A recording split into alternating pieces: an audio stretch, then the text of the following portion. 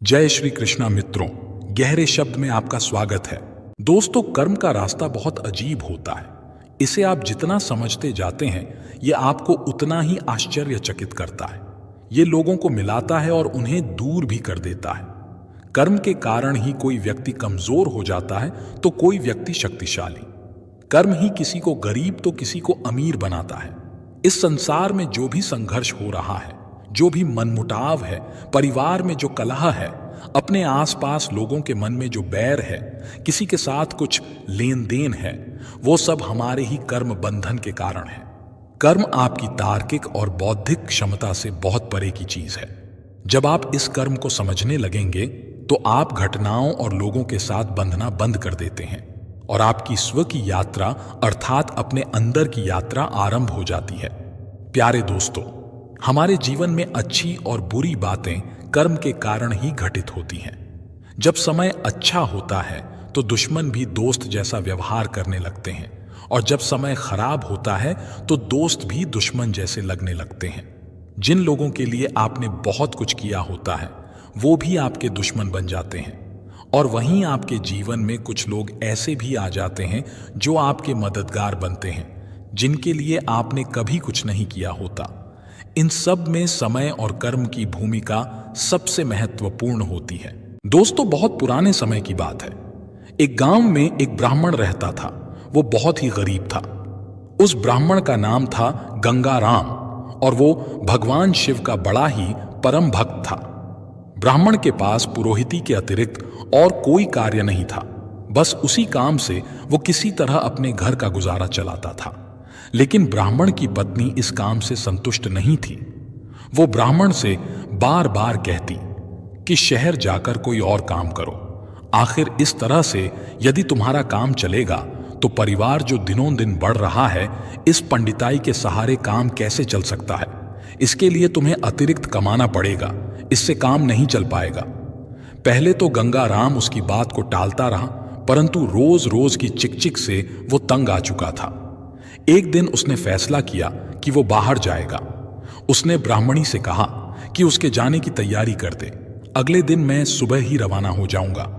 ब्राह्मणी ने उस ब्राह्मण के जितने भी कपड़े थे उनको धो डाला, लाठी, लौटा और डोरी तैयार करके दे दी। खाने के लिए 2 उबले हुए आलू और नमक पोटली में बांध कर रख दिए। जब सुबह हुई तो गंगाराम ने अपना सामान और खाना लेकर ब्राह्मणी से विदा ली। अब उसको जाना था, लेकिन कहां जाना था यह निश्चित नहीं था। फिर भी शहर जाने की उसने राह पकड़ ली। जो रास्ता बाहर जाता था उसी पर चल पड़ा। रास्ता कच्चा था, जंगल से होकर जाता था। पैदल चलते चलते उसे दोपहर हो गई। सोचा कि कहीं पानी मिल जाएगा तो स्नान कर लूंगा और वहीं भोजन कर लूंगा। और थोड़ी ही देर में उसे एक स्वच्छ जल से भरा हुआ सरोवर भी मिल गया। गंगाराम ने सोचा कि अब यहीं विश्राम कर लिया जाए, और उसने वहीं एक पेड़ के नीचे अपना डेरा डाल लिया। नहा धोकर पेड़ के नीचे वो लेटा ही था कि ज्यादा थका होने के कारण उसे गहरी नींद आ गई। संयोग से भगवान भोलेनाथ और माता पार्वती उधर से होकर के गुजर रहे थे, तो माता की नजर उस सोते हुए ब्राह्मण पर पड़ गई। उस ब्राह्मण की दयनीय स्थिति को देखकर मां पार्वती का दिल द्रवित हो गया, और माता ने भगवान शिव से कहा कि हे भोलेनाथ, आप तो बड़े दयालु हैं, सबके दुख दूर करते हैं और सबको सुख प्रदान करते हैं। इस गरीब ब्राह्मण का भी कुछ उद्धार कर दीजिए। फिर ये आपका भक्त भी है, हर समय आपका नाम लेता है। भगवान शिव कहने लगे कि हे देवी, आप बड़ी कोमल हृदय की हो, इसीलिए हर किसी की मदद को हमेशा तैयार रहती हो। भगवान भोलेनाथ ने कहा कि जाने दो, ये सब इंसान के कर्मों का फल है।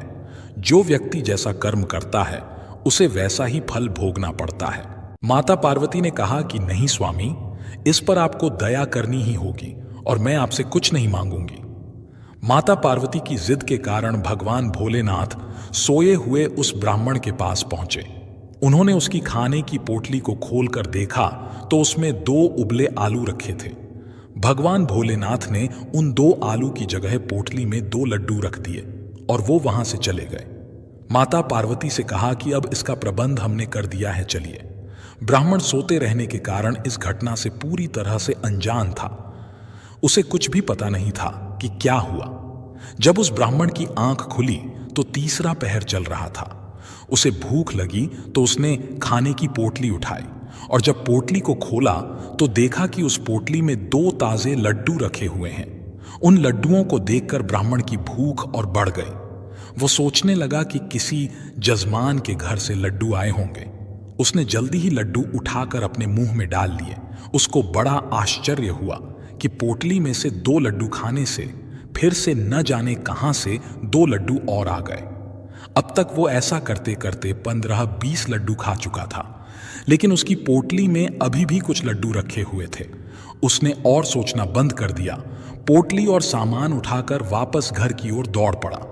रात का पहला पहर खत्म होने से पहले ही वो घर की चौखट पर था।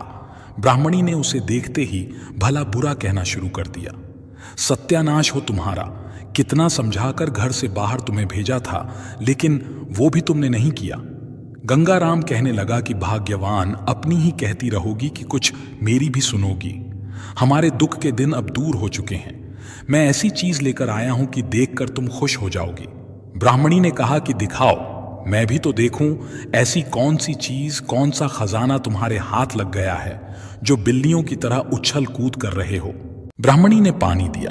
पानी पीते ही उसने पोटली खोली। ब्राह्मणी कभी लड्डू देखती है तो कभी गंगाराम को। आखिर ये क्या पहेली है। ब्राह्मण ने खुशी से कहा कि लो लड्डू खाओ। ब्राह्मणी ने उन लड्डुओं को उठाया और खाकर देखा तो उसे बहुत ही स्वादिष्ट लगे। क्या कहना था उन लड्डुओं का। उसने जीवन में कभी ऐसे लड्डू नहीं खाए थे। एक के बाद एक ऐसे करके वो कई लड्डुओं को खा गई, लेकिन पोटली में लड्डू खत्म नहीं होते थे। बच्चों ने भी खूब डटकर लड्डू खाए, लेकिन लड्डू कम होने का नाम ही नहीं ले रहे थे। गंगाराम ने जंगल की सारी घटना के बारे में अपनी पत्नी को बता दिया। ब्राह्मणी ने उसे बताया कि उसने तो पोटली में 2 उबले आलू रखे थे, तो ये लड्डू कैसे आ गए। भोलेनाथ की अनुकंपा समझकर बात समाप्त हो गई। अब गंगाराम ने पत्नी की सलाह से घर के बाहर गंगाराम हलवाई के स्पेशल लड्डुओं का बोर्ड टांग दिया। गांव से 1-2 दिन ऑर्डर आए तो उसने तुरंत पूरे कर दिए। जो भी गंगाराम के लड्डू खाता वो तारीफ किए बिना नहीं रह पाता, क्योंकि ऐसे स्वादिष्ट लड्डू उन लोगों ने भी कभी नहीं खाए, क्योंकि उन लड्डुओं में भगवान भोलेनाथ का हाथ लग चुका था, इसलिए वो इतने स्वादिष्ट थे। गंगाराम ने अपनी पोटली को अंदर रखा था और इस राज को छुपाए रखा था। फिर भी गांव वाले बड़े हैरान थे, क्योंकि गंगाराम को किसी ने भी लड्डू बनाते नहीं देखा, और ना ही उसके घर या दुकान से किसी तरह का धुआं उठता है, और ना ही वो कुछ सामान खरीद कर लाता है। अब उसकी आर्थिक स्थिति धीरे धीरे अच्छी होने लगी।